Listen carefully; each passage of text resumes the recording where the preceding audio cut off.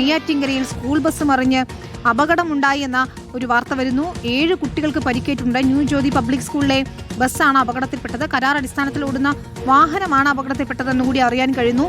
അരുൺ സോളമനാണ് ചേരുന്നത്. അരുൺ, താഴേക്ക് മറിഞ്ഞതായി കാണാം വാഹനം. 7 കുട്ടികൾക്ക് പരിക്കേറ്റെന്ന് അറിയുന്നു. ഇവരുടെ ആരോഗ്യനില എങ്ങനെയുണ്ട്? എങ്ങനെയാണ് അപകടം സംഭവിച്ചത്?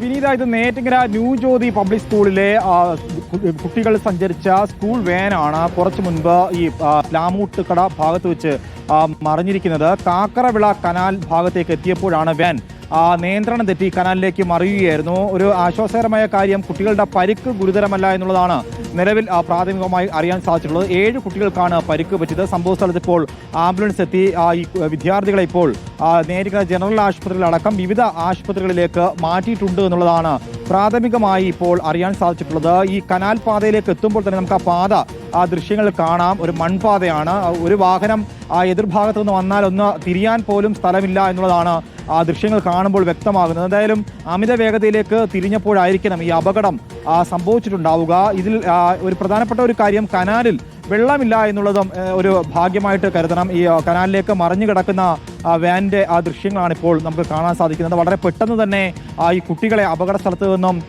പുറത്തെത്തിക്കാൻ, ഈ വാഹനത്തിന്റെ പുറത്ത് എത്തിച്ച് ആംബുലൻസിൽ കയറ്റി നെയ്യാറ്റിൻകര ജനറൽ ആശുപത്രിയിലേക്ക് കൊണ്ടുപോകാനായിട്ട് സാധിച്ചു എന്നുള്ളതാണ് നാട്ടുകാർ അടക്കമുള്ളവരുടെ ഭാഗത്തു നിന്നും ആദ്യഘട്ടത്തിൽ നമുക്ക് ലഭിക്കുന്ന ഒരു പ്രതികരണം. ഈ അടുത്ത കാലത്ത് സ്കൂൾ വാനുകൾ നമുക്ക് വീണ്ടും എത്താം. പരിക്ക് ഗുരുതരമല്ല കുട്ടികളുടേതെന്നത് ആശ്വാസകരമായ വാർത്തയാണ്.